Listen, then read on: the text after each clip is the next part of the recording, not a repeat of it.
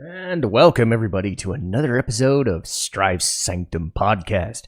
My name is Citizen Strife, and we're knee-deep in Mega May Year 2. And I've talked about the original Mega Man 2 and 3. We're going to be talking about Mega Man X yet again.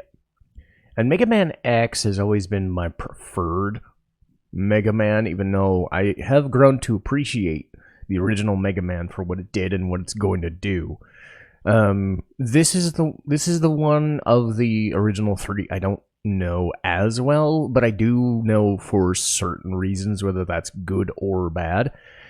And going back through Mega Man X3 really kind of shines home again the good and bad of their design philosophy. And overall, I would say it's not as good as 1 and 2, but it still has some things that I do like about it.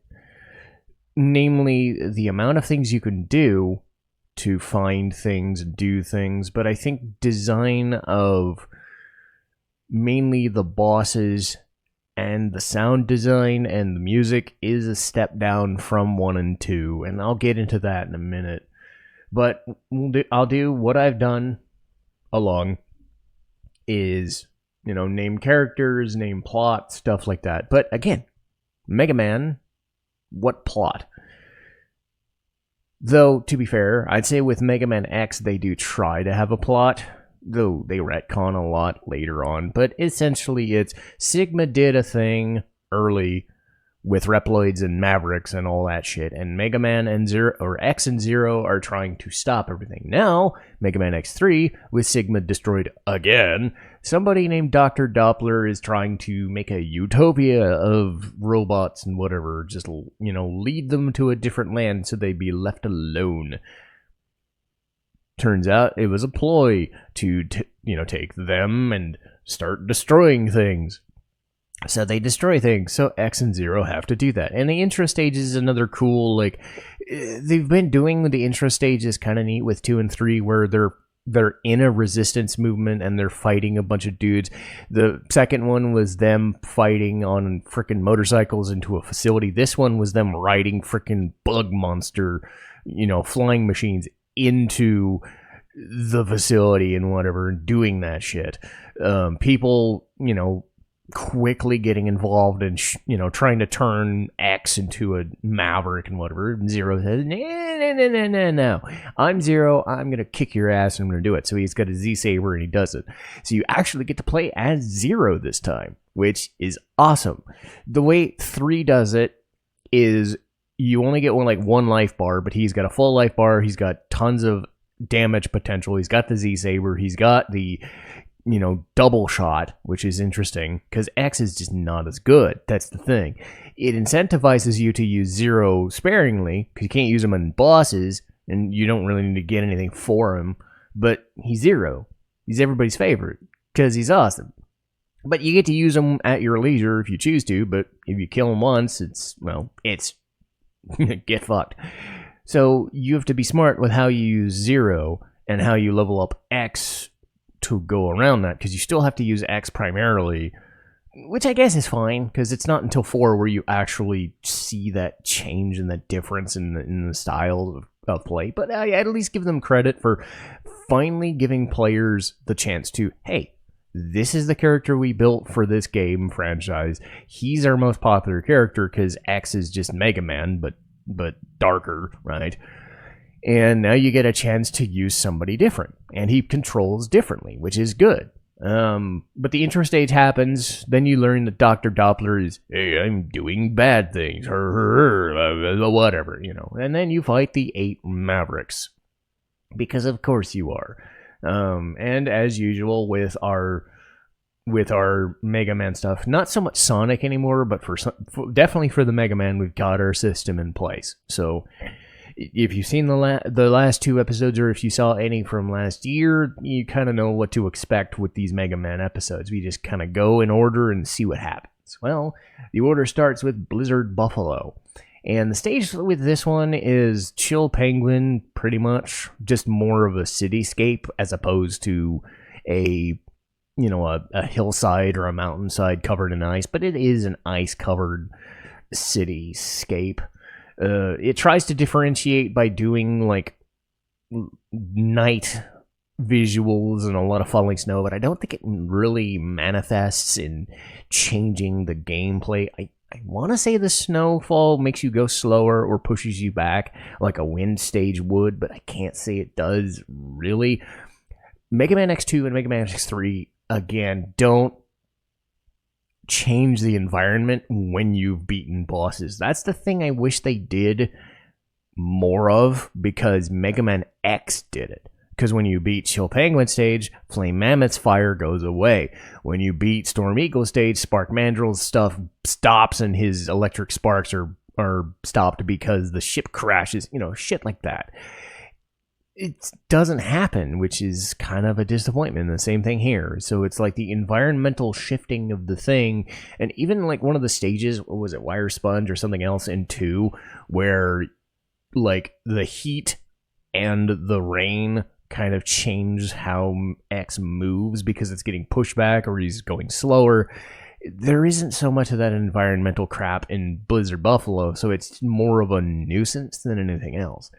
But you get through the stage, and then Buffalo kind of works sort of the way Flame Mammoth would, except he charges you, because it's a long horizontal stage, so you can fight him off camera.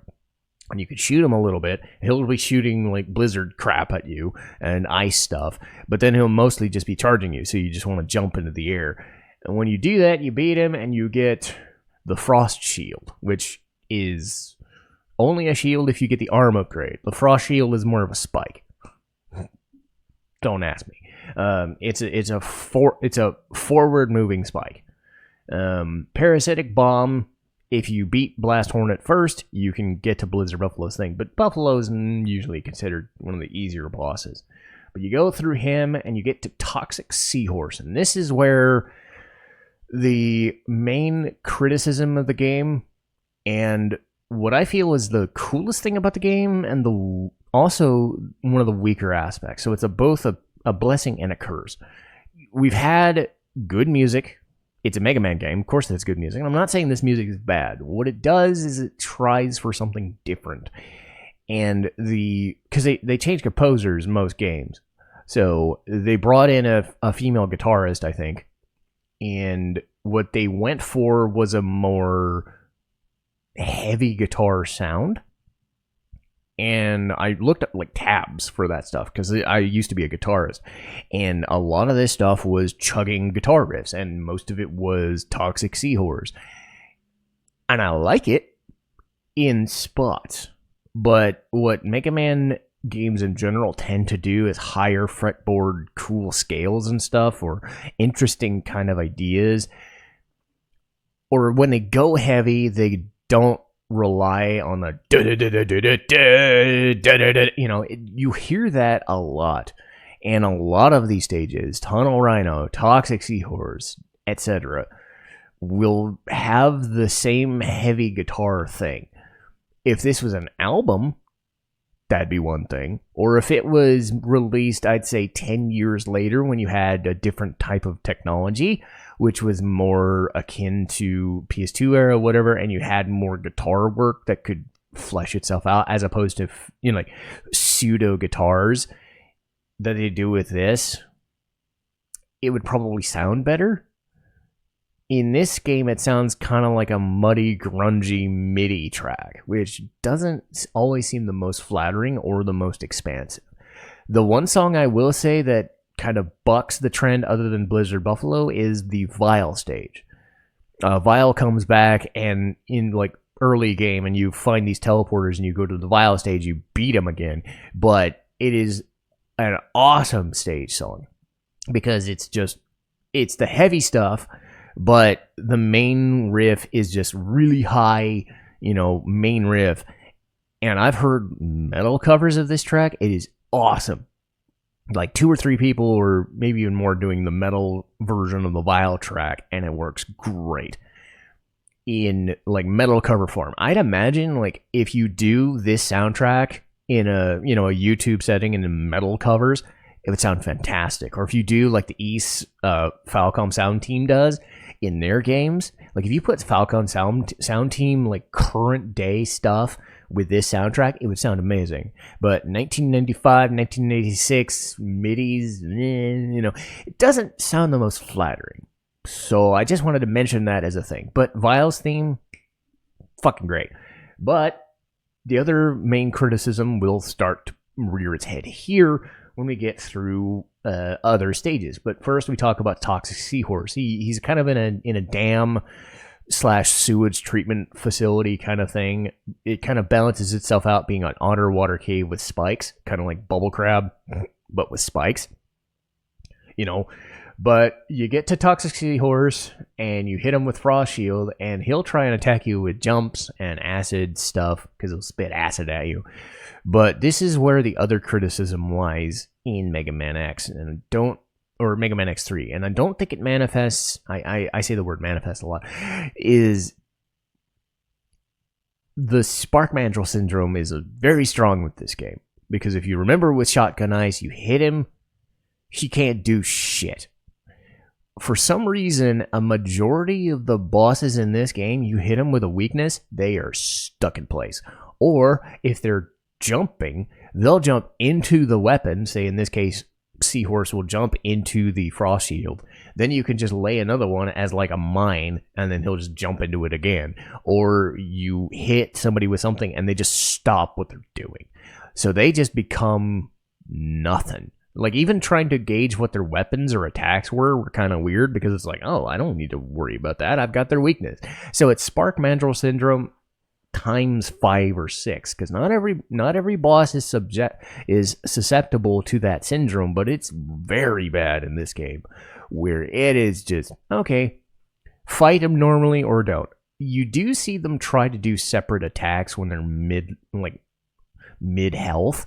They'll try to charge up or they'll do something else, but you're still gonna hit them with the Spark Mandrill syndrome. So it just feels like, well, if you got the weakness, fuck them. So if you actually want a decent challenge, fight them with the Buster, I guess, or fight them with this later on if you get access to the Z-Saber, fight them that way. But it's like, they are just rendered useless with their weakness. Almost ridiculously so. So bear that in mind. Even more than 1 or 2, because 1 or 2, or even the Mega Man games, it's more just damage. This is just resetting them or stopping them completely in most cases. So it's just kind of like watching Quickman die just because you have time stop. That's kind of what we're getting here. But you get through Toxic Seahorse, and you get Tunnel Rhino. It's a mine level. It's another mine level. Fuck it. You might fight Bit or Bite. Bit uses this ring he tosses around the arena. If you hit it, you get stuck in place while he hits you with a sword or a shot or whatever, or he'll dash at you.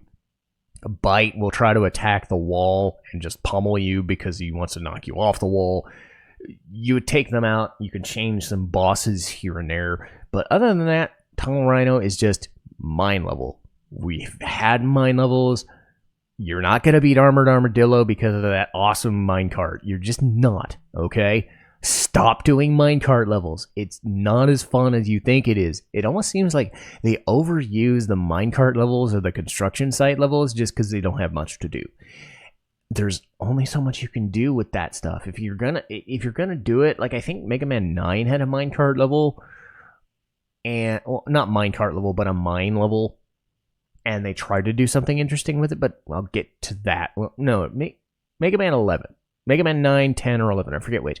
Other than that, most mine levels are what you'd expect a mine level to be. Dirt and ladders. So, whatever. It's nothing. But Tunnel Rhino, hit him with Acid Burst. He'll charge you with a drill, hit him, beat him, and he'll try to throw spikes in here and there, but you hit him with a drill, and you get another drill, and it's Tornado Fang. Not as cool as Storm Tornado, because Storm Tornado is broken, and I love Storm Tornado. And since I'm here, Storm Tornado! Storm Tornado! I had to do it. Anyway, that's how you say Storm Tornado. It's a rule. Or at least it's my rule, because I'm dumb.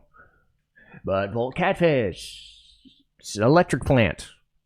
Nothing crazy about it. The screen goes purple sometimes, and the environment goes purple, and there's some lightning and weird shit here. It's it's nothing fancy. But Volt Catfish, he'll shoot thunder at you. He'll try to charge his thunder midway through the fight, but if you get Tornado Fang, he's screwed.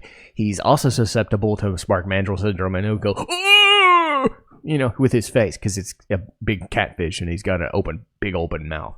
You beat him, you get something known as Triad Thunder, which is it's a thunder that moves in a triangle.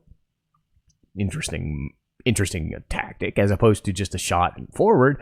It shoots up and to the bottom, left and right. It's an interesting weapon. Crush Crawfish. This one's cool because it's a water stage, kind of a waterfront area, like a water plant, but he's actually inside a submarine. So 2/3 of the way through the stage, you get a submarine, you attack it, and it kind of capsizes, and then you climb out of it into Crawfish's area, and then you fight him. He tries to, hit you with his pincers. So he'll grab you with the pincers, kind of like Launch Octopus. Dumb. Decoy Octopus is in Metal Gear Solid. Launch Octopus is in Mega Man X1. So they'll do the grabby thing, but I don't think he takes health. But he'll do the grabby thing like that and Wheel Gator.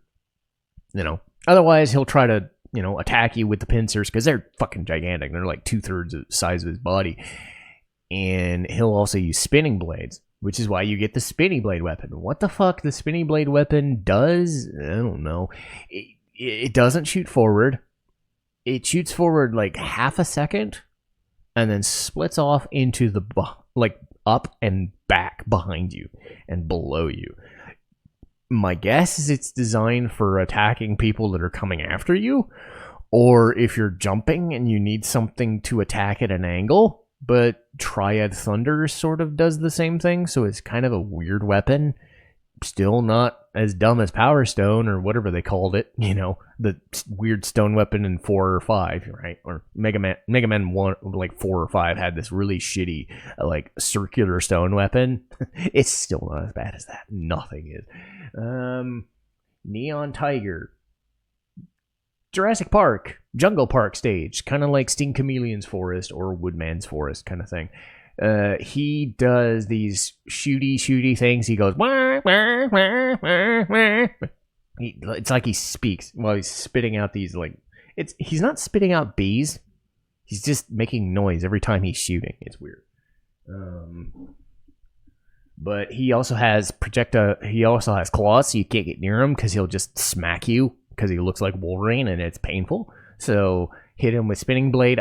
The idea is that it's like the spinning blade is uniquely designed for the way the boss fight works. Other than that, it doesn't help much, but it works great because he likes to hide in corners. So while he's trying to shoot at you or dash at you, the spinning blade can attack him in corners, which is fine, I guess.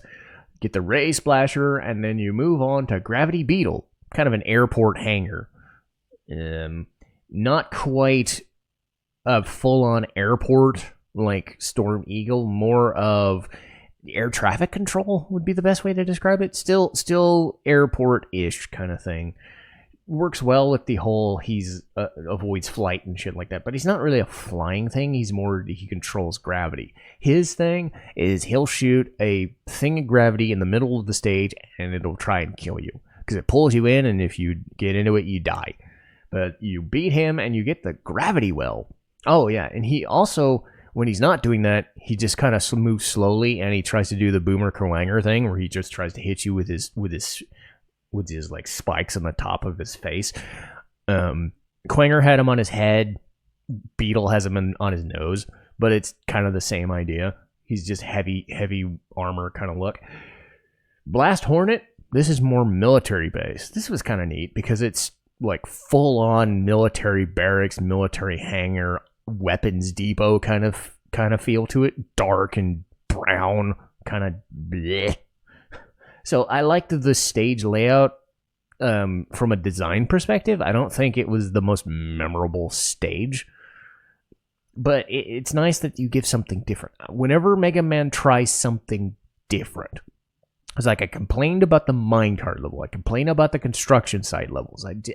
Like electric plants, water treatment plants, stuff like that. It's very basic. And what are you adding to the formula? So even, just subtle changes like, hey, this guy took over a weapons depot or a military base. That's kind of fucked up. That's kind of neat. So the Hornet shoots out minions and, they'll try and hit you. But if you get the gravity well, you can either like hit him in the middle. I think it's meant to shoot out and just kind of like quick man kill him that kind of way. Or you can actually power it up if you get the power upgrade, and it will like slam him into the ground and like kind of thing. It will just slam into the floor, so you can hurt them that way. But do all that, and then you get the parasitic bomb, and you end the cycle. So you get to the Doppler area. I didn't get to Vile yet. I talked about Bit and Bite, and again, those are like mini stages or mini bosses. Vile is kind of a shorter his own stage. It's not really that threatening a stage. It's the fact that Vile's there. But defeating Vile in certain ways can change whether you get a special weapon or something like that. But Vile himself has his right armor, and he'll just punch at the wall and try to hit you, but he'll come out of his right armor and the actual fight starts. He'll just shoot fire around the stage. It sucks. So they don't they don't shy away. But again, Vile stage is great because of the Vile theme. It's great. But you beat him, you get like a minute or so to get out of the stage before it blows up, which is a neat effect. And Bit and Bite will show up here and there, and you got to beat them. If you kill them, then you're gonna fight a different type of boss. And a lot of the stuff in the Doppler stages aren't all that memorable, But you can change which bosses come where. Sometimes you're facing Bit, sometimes you're facing Bite, sometimes you're facing both in like an amalgamation kind of look. And what the fuck name is this? It's God Karma Machine O Inari. It's weird, but apparently it's like pseudo Bit and Bite to fuse together. I'm confused, but yeah, you can get them. There's another boss there's a boss in a Doppler stage which shares a lot of like underwater spikes and junk, because gotta love the spikes elevators and spikes on the wall, spikes underwater, shit like that. Gotta love spikes, I swear. Kuragil? Yeah. Don't ask me these were what their names were. Kuragil. Kurageail. I'm bad at pronunciations. If it's not like full on Japanese, I have a bit of time. It's like half Japanese, half something else. But he is just throwing depth charges. He's not like the most threatening thing in the world. You hit him with thunder and he dies. I forgot to mention one of the power-ups you get in this game while I was talking about Vile is the right armor comes back.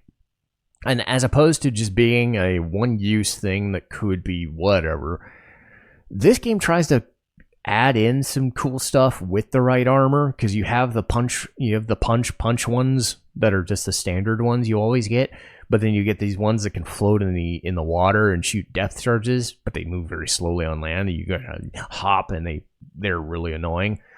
Another one is they have these like gigantic fucking launchers. So instead of the punch hands, you have these like giant missile bay, like Gatling gun looking things, and they shoot rockets. And I think there's another one that flies too for a short distance. I think it's called like Falcon or Hawk armor. Then you get your standard upgrades and whatnot. You can dash up, down, left, right. You get the head upgrades, the armor upgrades. They add in ships too.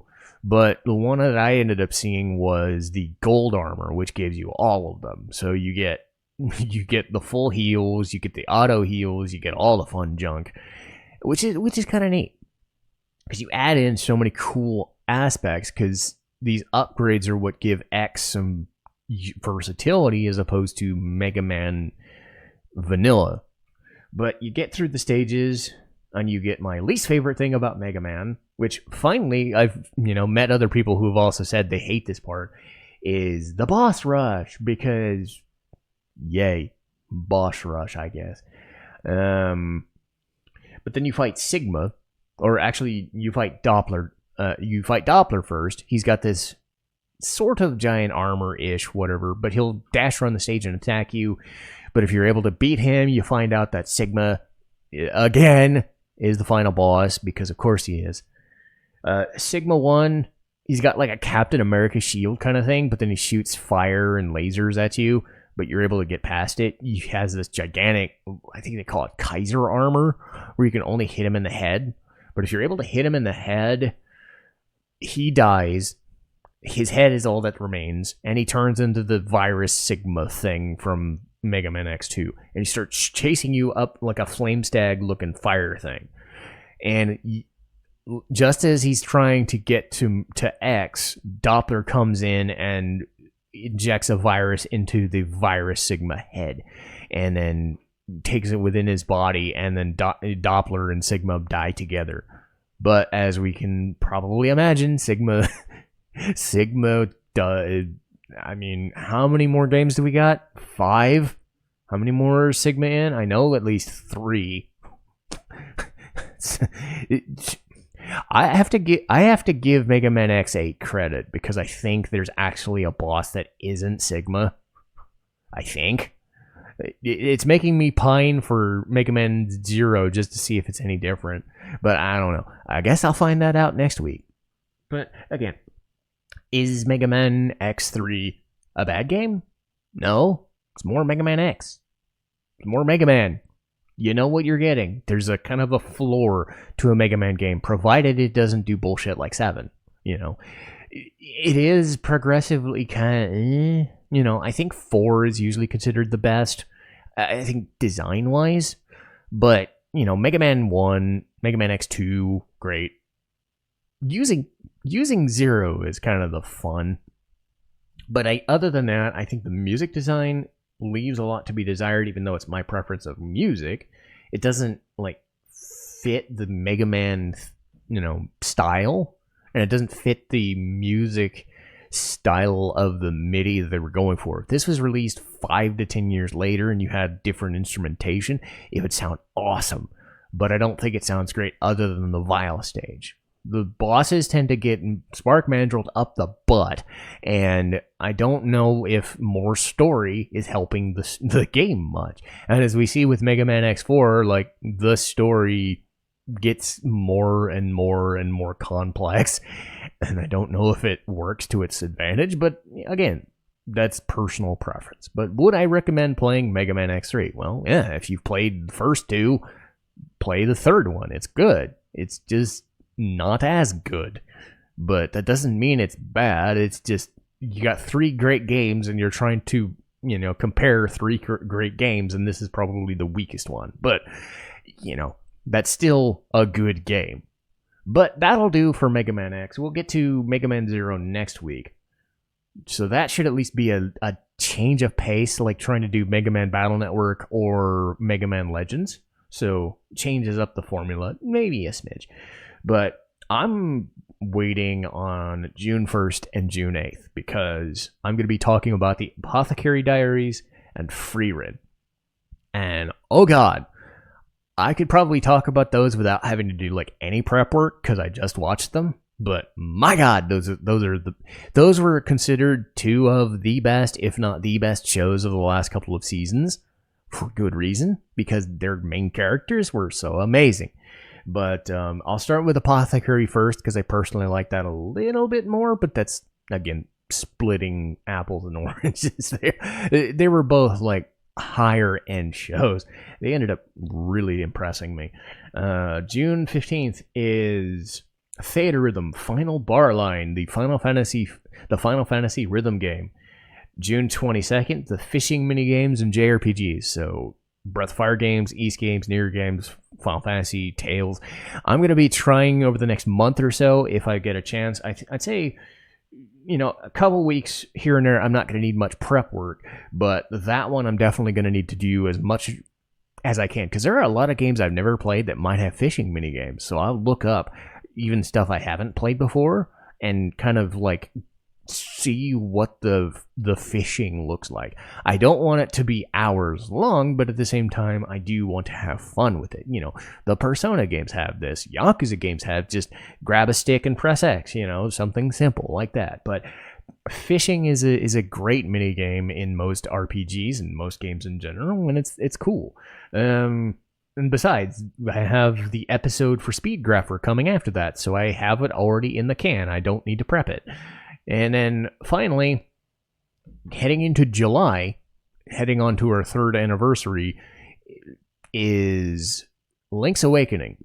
And I just beat it, ish.